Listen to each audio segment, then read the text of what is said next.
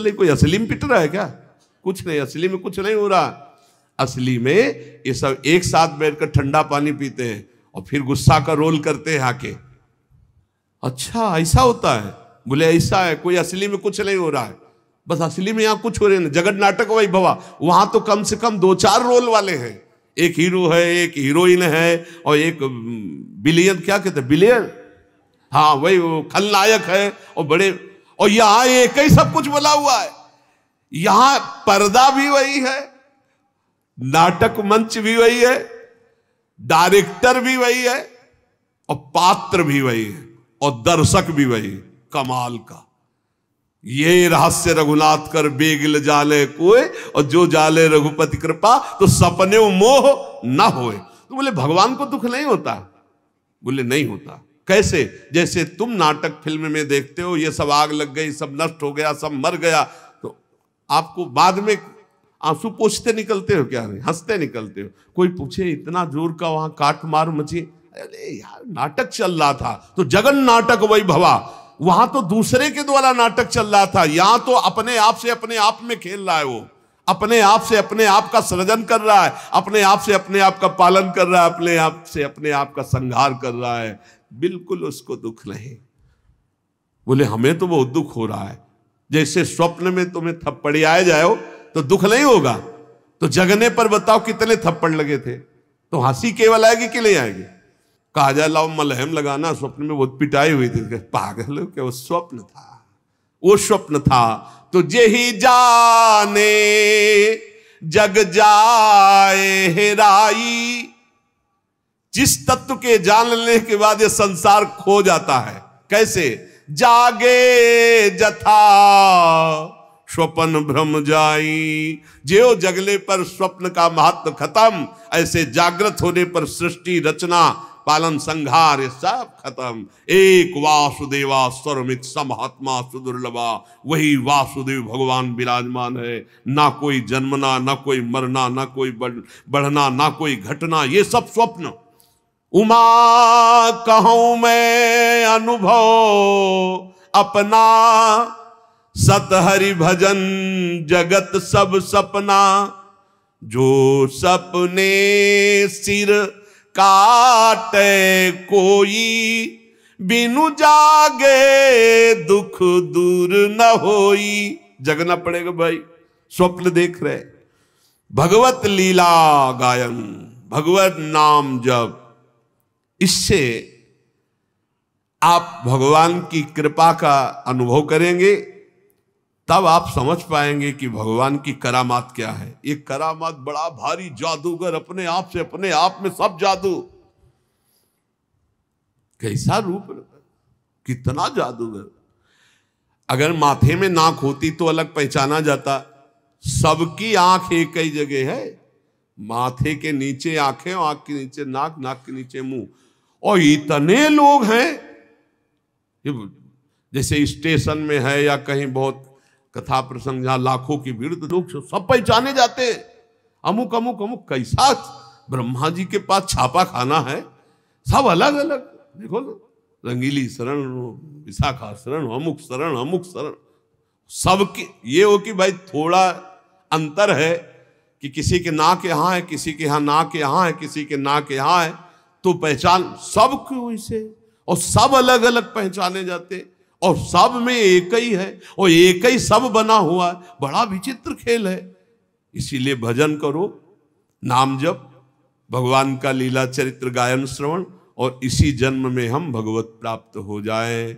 भगवान के नाम में बड़ी ताकत है, भगवान की लीला चरित्र गायन श्रवण में बड़ी ताकत। 2 बातें तो जीवन बना लो। सेवक जी महाराज कह रहे हैं, सेवक शरण सदा रहे, अनत नहीं विश्राम, कै वाणी हरिवंश की, कै हरिवंश है। या हम भगवत चर्चा कर रहे हैं या सुन रहे हैं या नाम जप कर रहे हैं, बाहरी शरीर से जो भी क्रियाएं, नौकरी, व्यापार, किसानी, सब भगवत गुणगान, भगवत नाम जप, सीधे भगवत प्राप्ति। नहीं तो बड़ा भारी जादू फैला है, बड़ा जादू, बड़ा जादू। अरे पूरी जिंदगी 10-10 साल, 50-50 साल, 60-60 साल के कोई है, सब निकल गई। बोले कितने साल के? बोले 35-50 है क्या तुम्हारे पास?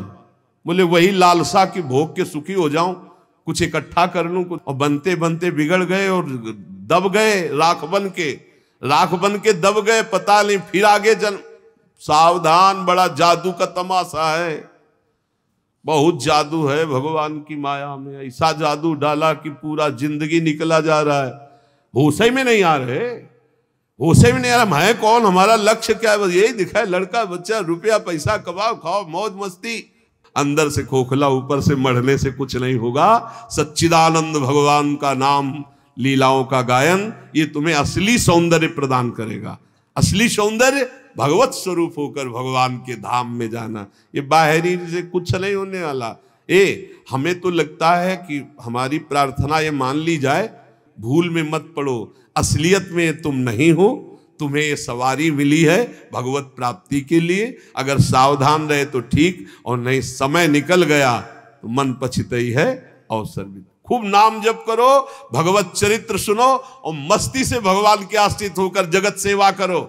जिसको जो कर्तव्य मिला है, किसानी, व्यापार, नौकरी, राष्ट्र सेवा, समाज सेवा, परिवार सेवा, ये सब भगवान को प्रसन्न करने वाली, कहीं भागने की जरूरत नहीं। जो जहां हो वहीं भगवान के मानकर नाम जप करो, लीला चरित्र गायन श्रवण करो, भगवत प्राप्ति पक्की।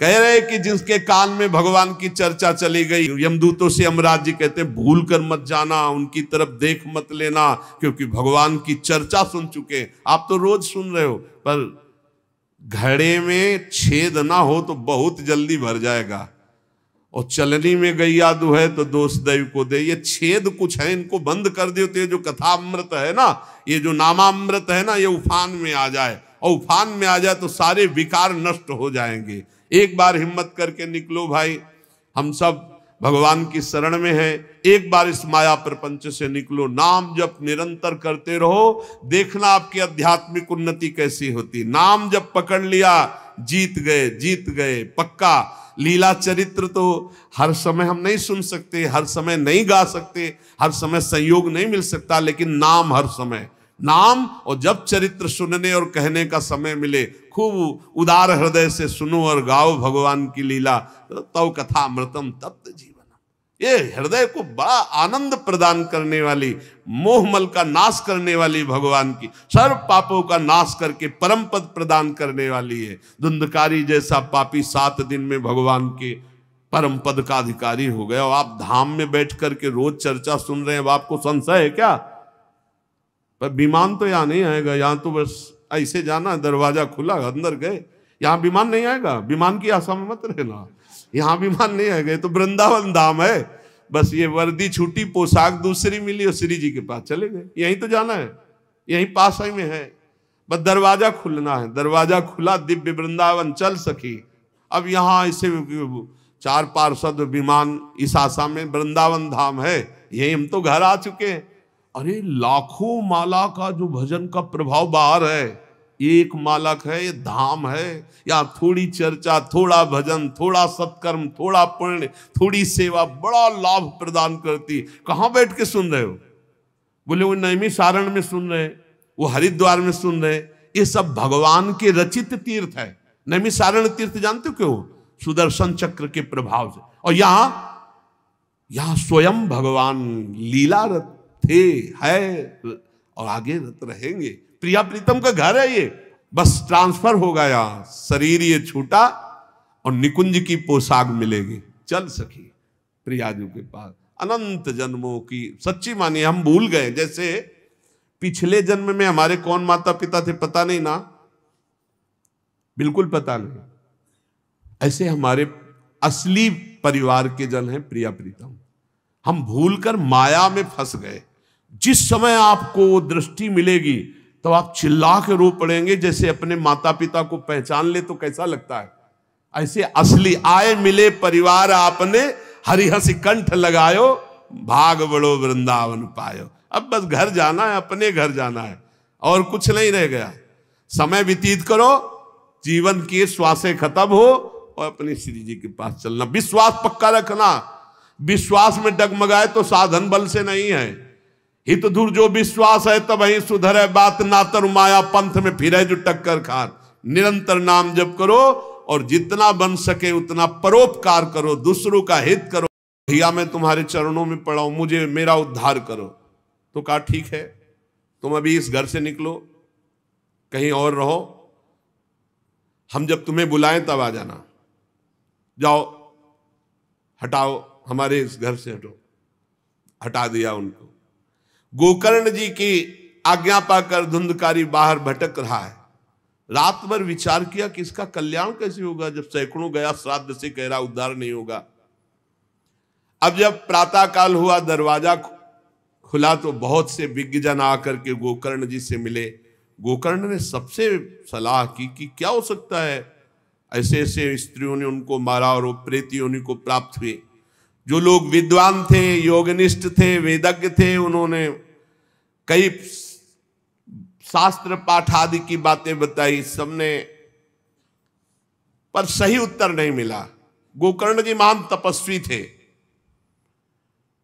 गोकर्ण जी ने प्रातःकाल स्नान करके अर्घ दे रहे थे, बोले औरों से क्या पूछना, सीधे सूर्य भगवान से पूछे। मंत्र का उच्चारण करते हुए सूर्य भगवान को स्थगित कर दिया, रोक दिया। बहुत बड़ी मंत्रों में तथा सर्वै सूर्य वाक्यम तन्मुक्तो स्थापितम परम गोकर्णा स्तंभनम चक्रे सूर्य वेगस्य वै, तथा सूर्य की गति को रोक दिया। और तुभ्यम नमो जगत साक्षिन ब्रूहि में मुक्ति हेतुकम। अब हम किससे पूछे, आप ही बताओ। हे जगत साक्षी भगवान सूर्य, धुंधकारी का उद्धार कैसे हो सकता है? आप कृपा करके बताइए कि धुंधकारी की मुक्ति कैसे हो सकती। गोकर्ण की प्रार्थना सुनकर भगवान सूर्यदेव ने कहा, श्रीमद् भागवत महापुराण नियम पूर्वक सुनाओ, निश्चित उसकी मुक्ति हो जाएगी। सप्ताह पारायण 7 दिन में पूरी भागवत श्लोक सहित। सूर्य भगवान की आज्ञा सबने सुनी, गोकर्ण जी ने भी सुनी। बहुत सरल उपाय। गोकर्ण जी ने निश्चय किया, मैं स्वयं सुनाऊंगा और उसका उद्धार करूंगा। अब तो कथा का समय निश्चित किया।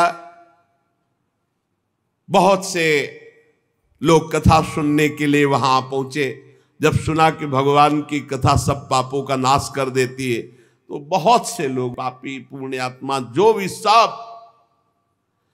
सबको बैठने की उचित व्यवस्था की गई। एक 7 गांठ का बांस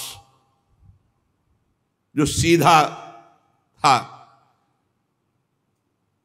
आवाहन किया धुंधकारी का और कहा इस पे बैठ जा, तू भी कथा सुन। तो सीधे 7 गांठ के बांस पर धुंधकारी जाकर के बैठ गया, छिद्र में वायु रूप होकर, क्योंकि बाहर कहीं स्थित नहीं रह सकता, चलायमान, तो बैठना है। गोकर्ण जी ने एक वैष्णव को मुख्य श्रोता बनाया और प्रथम स्कंद से स्पष्ट स्वर में कथा सुनानी प्रारंभ की, श्लोक और अर्थ। सायंकाल को विश्राम दिया तो एक बड़ी विचित्र बात हुई। सभासदों के देखते देखते एक बांस में तड़ तड़ की आवाज हुई, एक गांठ फट गई। दूसरे दिन कथा हुई, दूसरी गांठ, तीसरे दिन तीसरी गांठ। 7 दिनों में 7 गांठें फाड़ करके धुंधकारी परम पवित्र दिव्य रूप, भगवत पार्षद रूप धारण करके प्रकट हो गया। धुंधकारी का श्याम वर्ण पीतांबर धारण के, तुलसी की माला, सिर पर मनोहर मुकुट, कानों में कमनी कुंडल, सामने आकर गोकर्ण को प्रणाम किया और कहा, भाई अब मैं भगवत पार्षद बन गया, प्रेत योनि से मुक्त। 7 दिन में भयंकर पापात्मा धुंधकारी श्री भगवान की चर्चा सुनने के कारण भगवत स्वरूप हो गया। ओहो, कितना प्रेत पीड़ा मैं सह रहा था, एकमात्र श्री कृष्णचंद्र जी की लीला कथा सुनने मात्र से मैं भगवत स्वरूप हो गया हूं। भैया मैं कैसे आपका उपकार करूं? मैं निंदनीय से निंदनीय पाप कर्म करने वाला कैसा उज्जवल स्वरूप प्राप्त कर लिया। भला मोह पूर्वक लालन पालन करने वाले शरीर को जो हष्ट पुष्ट करते हैं, उन्होंने भगवान का नाम जप नहीं किया, चर्चा नहीं सुनी, तो जीवन किस काम का? इसके पोषण के लिए पाप कर्म कर रहे हो, और वृद्धावस्था आने वाली परिणाम में दुख, रोगों का दुख, भोगों की कामना का दुख, क्या क्या दुख, इसकी क्या गति होगी? गाड़ दिया जाएगा या जला दिया जाएगा। ऐसे मनुष्य शरीर को प्राप्त करके भगवत प्राप्ति नहीं की तो जीवन व्यर्थ चला गया। अरे जो अन्न प्रातः काल पकाया जाता है, दूसरे दिन सड़ जाता है, उसी अन्न से इस शरीर का पोषण होता है, 6 घंटे में मल बना के निकाल देता है। ये शरीर कहीं अविनाशी है क्या? नाशवान शरीर है। जो लोग भगवान की कथा से वंचित है, भगवान का नाम जप नहीं करते, वो बुदबुदे जीवों में मच्छरों के समान जीवन उनका है। जन्मे मरे किस काम के? भला देखो, जिस बांस में मैं बैठा था तो बांस की गांठ फट गई, क्या भगवान की कथा सुनने पर चित्त की गांठ नहीं नष्ट हो जाएगी? जड़ चेतन की ग्रंथ। इसलिए धन्य है वो जो भगवान की कथा सुनने में अपना समय व्यतीत करते हैं। धुंधकारी ऐसी बातें कह रहा था, सबने देखा जय घोष करते हुए नमो नमः नमो नमः, और एक दिव्य विमान आया। भगवान वैकुंठ नाथ के पार्षद, मंडलाकार तेजो में विमान, और सबके देखते देखते कहा धुंधकारी आओ, और वो दिव्य पार्षद रूप विमान पे चढ़ा। जब विमान पे चढ़ के जाने लगा तो गोकर्ण जी ने रोक दिया, रुको, ये क्या? कथा तो शास्त्रों लोगों ने सुनी, तो आपको शास्त्रों विमान लाना चाहिए और सबको बैठाल कर ले जाना चाहिए, क्योंकि हमारे सुनाने में कोई भेद नहीं था और ये सुन भी सब ध्यान से रहे थे। तो भगवत पार्षदों ने कहा आपके सुनाने में कोई भेद नहीं था, पर सुनने में भेद हो गया है, श्रवण भेद हो गया। ये उपवास करके बिना कुछ खाए पिए रात दिन कथा का ही चिंतन करता रहा, मनन करता रहा, इसके कारण इनको भगवत पार्षद रूप मिला जा रहे। और ये कथा सुना भर है, मनन नहीं किया, मनन विषयों का हुआ, इसलिए विमान पे नहीं। ये निराहार रहकर 7 दिन में चर्चा सुनता और रात भर उसी का चिंतन करता, उसके प्रभाव से परम पद का अधिकारी हुआ। इसलिए जो मननहीन है, जिनको गुरुवचनों पर विश्वास नहीं है, जो कथा में चित्त की एकाग्रता नहीं है, वो फल भेद हो गया। वो भगवान के दिव्य धाम में एक बार में नहीं जा सकते। गोकर्ण जी आपको तो लेने के लिए स्वयं गोलोक बिहारी आएंगे, यूं कह करके विमान अंतर्ध्यान हो गया, अर्थात चले गए। गोकर्ण जी ने समस्त श्रोताओं से कहा बिना तुम्हें विमान में बैठा ले मुझे चैन नहीं। सावन के महीना में हम फिर अनुष्ठान करेंगे, सब लोग कथा सुनो और सच्चे नियम से रहो, उसका मनन करो।